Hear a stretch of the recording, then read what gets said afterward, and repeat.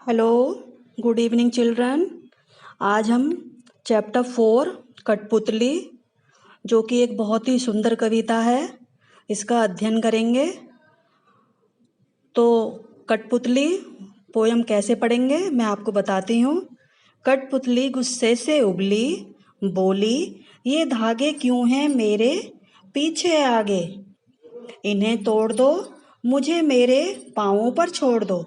सुनकर बोली और कठपुतलियाँ कि हाँ, बहुत दिन हुए हमें अपने मन के छंद छुए।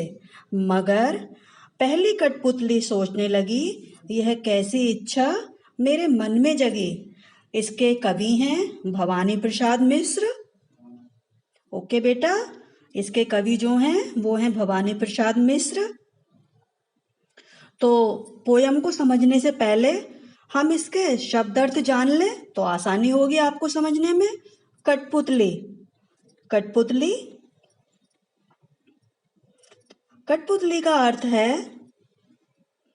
कपड़े व लकड़ी से बनी गुड़ियां जो धागे की सहायता से नाचती हैं।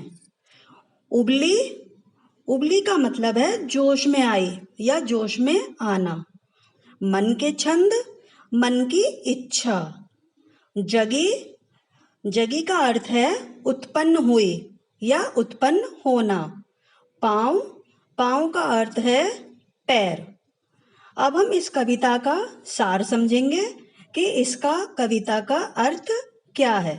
तो कविता का अर्थ है, कठपुतली कविता स्वतंत्रता की चाहत को व्यक्त करती है। कठपुतली आंदोलन के क्रांतिकारी स्वर में स्वतंत्र होना चाहती है। उससे कई और कठपुतलियां प्रेरित होती हैं। जो पहली कठपुतली है उसकी बात को सुनकर जो और कठपुतलियां हैं वो भी प्रेरित होती हैं और स्वतंत्रता की मांग करती हैं। लेकिन पहली कठपुतली फिर सोचती है कि ये स्वतंत्र होने की जो इच्छा है, स्वतंत्र यानी आज़ादी की, जो स्वतंत्र होने की इच्छा है और जो उसकी स्वतंत्र होने के बाद जिम्मेदारियां और जो चुनौतियां हैं जो उसके सामने आएंगी, क्या वह उनका सामना कर पाएगी, कैसे करेगी।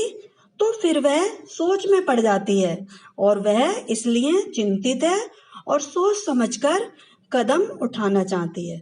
तो इस कविता से हमें क्या सीख मिलती है? इस कविता से हमें यह सीख मिलती है कि हमें हमेशा सोच विचार कर, सोच समझकर कार्य को करना चाहिए